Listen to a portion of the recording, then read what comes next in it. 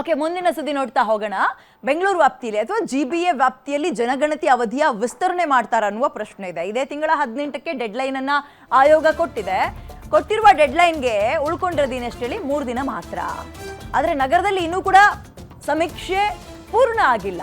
ಅದರಿಂದ ಮತ್ತೆ ಅವಧಿಯನ್ನ ವಿಸ್ತರಣೆ ಮಾಡ್ತಾರ, ಅದ್ರ ಬಗ್ಗೆ ಚಿಂತನೆ ಆಗ್ತಾ ಇದೆಯಂತೆ. ನಿಗದಿತ ಗುರಿ ತಲುಪಲಿಲ್ಲ ಅಂದ್ರೆ ಅವಧಿ ವಿಸ್ತರಣೆಗೆ ಸಿಎಂ ಮತ್ತು ತಂಗಡಗಿ ಅವರು ಚರ್ಚೆ ಮಾಡ್ತಾ ಇದ್ದಾರೆ. ಸಭೆಯಲ್ಲಿ ಅಧಿಕಾರಿಗಳಿಗೆ ಸಮಸ್ಯೆ ಬಗೆಹರಿಸೋಕೆ ಸೂಚನೆ ಕೊಟ್ಟಿದ್ದಾರೆ. ಸಬೂಬ್ ಹೇಳಿ ಸರ್ವೆಯಿಂದ ತಪ್ಪಿಸಿಕೊಳ್ಳುವವರ ವಿರುದ್ಧ ಕ್ರಮ ತಗೋಬೇಕಂತೆ. 18ಕ್ಕೆ ಮುಗಿಸಲು ಒತ್ತಡ ಹಾಕಿ ಆಗ್ತಾ ಇಲ್ಲ ಅಂದ್ರೆ ಅವಧಿಯನ್ನ ವಿಸ್ತರಣೆ ಮಾಡಿ ಅಂತ ಇದ್ದಾರೆ. ಟೀಚರ್ಸ್ಗಳಂತೂ ಸುಸ್ತೆದ್ದೋಗ್ತಾ ಇದ್ದಾರೆ. ಗಣತಿಗೆ ಬರೋರು ಕೆಲವೊಂದು ಕಡೆ ನಾಯಿ ಕಡೆ ಕಚ್ಚಿಸ್ಕೊಂಡು ಪಾಪ ಆಸ್ಪತ್ರೆಗೆ ಸೇರ್ತಾ ಇದ್ದಾರೆ. ಇನ್ನು ಕೆಲವರಿಗೆ ಮನೇಲಿ ಮಕ್ಕಳು ಬಿಟ್ಟು ಬಂದಿರ್ತಾರೆ, ಸ್ಕೂಲ್ಗೆ ಹೋಗಿ ಪಾಠ ಮಾಡಬೇಕು, ಪಾಠ ಮುಗಿಸ್ಕೊಳ್ತಿದ್ದಂಗೆ ಗಣತಿಗೆ ಓಡ್ ಬರಬೇಕು. ನಿಜ ಟೀಚರ್ಸ್ಗೆ ಹೆಕ್ಟಿಕ್ ಆಗ್ತಾ ಇದೆ ಪಾಪ. ಅವ್ರದ್ದೊಂಥರ ಹೆಂಗೆ ಅಂದರೆ ಮೂಕ ರೋದನೆ, ಈ ಅರಣ್ಯ ರೋದನ ಅಂತಾರಲ್ಲ, ಕಾಡಲ್ಲಿ ನಿಂತ್ಕೊಂಡು ಜೋರ ಕಿರ್ಚಿರು ಯಾರಿಗೂ ಕೇಳಿಸಲ್ಲ, ಹಂಗಾಗ್ಬಿಟ್ಟಿದೆ ಪಾಪ. ಮೋರ್ ಡೀಟೇಲ್ಸ್ ನನ್ನ ಕರೆಗೆ ಮಾರುತಿ ನೀಡ್ತಾರೆ. ಮಾರುತಿ, ಎಕ್ಸ್ಟೆಂಡ್ ಮಾಡೋ ಸಾಧ್ಯತೆ ಎಷ್ಟರ ಮಟ್ಟಿಗಿದೆ? ಅಂಡ್ ಈ ಗಣತಿಗೆ ಬರ್ತಾ ಇರೋರ ಟೀಚರ್ಸ್ಗಳ ಸಮಸ್ಯೆ ದಿನಕ್ಕೊಂದೊಂದು ಹೆಚ್ಚಾಗ್ತಾ ಇದೆ. ನಾಯಿ ಹತ್ರ ಕಚ್ಚಿಸ್ಕೊಳ್ಳೋದು, ಮಗದೊಂದು ಸಮಸ್ಯೆ. ಇದನ್ನ ಯಾಕೆ ಯಾರು ಪರಿಗಣಿಸ್ತಾ ಇಲ್ಲ? ಇದಕ್ಕೊಂದು ಅಂತ್ಯ ಆಡೋಕೆ ಯಾಕೆ ಮುಂದಾಗ್ತಾ ಇಲ್ಲ? ಸರ್, ಈಗ ಪೋಸ್ಟ್ಪೋನ್ ಎಕ್ಸ್ಟೆಂಡ್ ಮಾಡ್ತಾರಾ ಮಾರುತಿ? ಕಳೆದ ಹೆಚ್ಚು ಕಡಿಮೆ 20 ದಿನಗಳಿಂದಲೂ ಕೂಡ ರಾಜ್ಯಾದ್ಯಂತ ಸರ್ವೆ ಕಾರ್ಯ ನಡೀತಾ ಇದೆ. ರಾಜ್ಯದಲ್ಲಿ ಗ್ರಾಮೀಣ ಭಾಗದಲ್ಲಿ ಬಹಳಷ್ಟು ಯಶಸ್ವಿ ಆಗ್ತಿದೆ ಅನ್ನುವಂತ ಒಂದು ಮಾಹಿತಿಯನ್ನ ಆಯೋಗ ಕೊಡ್ತಾ ಇದೆ.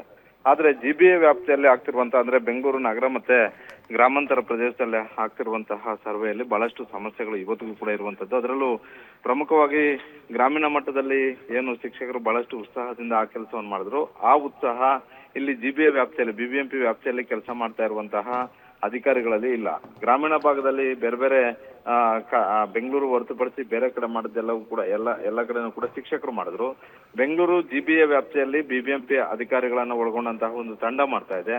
ಆದ್ರೆ ಆ ತಂಡಕ್ಕೆ ಆ ಉತ್ಸಾಹವೂ ಕೂಡ ಇಲ್ಲ ಅನ್ನುವಂತಹ ಒಂದು ಅಭಿಪ್ರಾಯವನ್ನ ಆಯೋಗ ವ್ಯಕ್ತಪಡಿಸ್ತಾ ಇದೆ. ಆದ್ರೆ ಆ ತಂಡದಲ್ಲಿರುವಂತಹ ಅಧಿಕಾರಿಗಳು ಹೇಳ್ತಿರೋದು ನೋಡಿದ್ರೆ ಸರ್ವೆ ಮಾಡುವಂತ ಒಂದು ಸಂದರ್ಭದಲ್ಲಿ ಜನರು ಸ್ಪಂದಿಸ್ತಾ ಇಲ್ಲ ಅನ್ನುವಂಥದ್ದು ಒಂದು ಕಡೆ. ಇನ್ನೊಂದು ಕಡೆ ಸರ್ವೆಯಲ್ಲಿ ಕೇಳ್ತಿರುವಂತಹ 60 ಪ್ರಶ್ನೆಗಳಿಗೆ ಉತ್ತರ ಕೊಡೋದಕ್ಕೆ ಆಗೋದಿಲ್ಲ ಅನ್ನುವಂಥದ್ದನ್ನ ನೇರವಾಗಿ ಜನರು ಹೇಳ್ತಿದ್ದಾರೆ ಅನ್ನುವಂಥದ್ದು. ಜನರಿಗೆ ಸಹಜವಾಗಿ ನಾವು ಈ ಸರ್ವೆಯಲ್ಲಿ ಯಾಕೆ ಭಾಗವಹಿಸಬೇಕು ಅನ್ನುವಂಥ ಒಂದು ಪ್ರಶ್ನೆಗಳನ್ನು ಕೂಡ ಇಡ್ತಾ ಇದ್ದಾರೆ ಅನ್ನುವಂಥದ್ದು. ಜೊತೆಗೆ ನೆಟ್ವರ್ಕ್ ಸಮಸ್ಯೆಯನ್ನ ಪದೇ ಪದೇ ಹೇಳುವಂತ ಒಂದು ಕೆಲಸಗಳಾಗ್ತವೆ. ಹೀಗಾಗಿ ಒಂದಲ್ಲ ಎರಡಲ್ಲ ಬಹಳಷ್ಟು ಸಮಸ್ಯೆಗಳಿದಾವೆ ಅನ್ನುವಂಥ ಒಂದು ಕಾರಣಕ್ಕೋಸ್ಕರ ನಗರ ಭಾಗದಲ್ಲಿ, ಬೆಂಗಳೂರು ಗ್ರಾಮಾಂತರ ಮತ್ತೆ ಬೆಂಗಳೂರು ನಗರದಲ್ಲಿ ಜಿಬಿಎ ವ್ಯಾಪ್ತಿಯಲ್ಲಿ ಈ ಸರ್ವೆ ಯಶಸ್ವಿ ಆಗ್ತಿಲ್ಲ.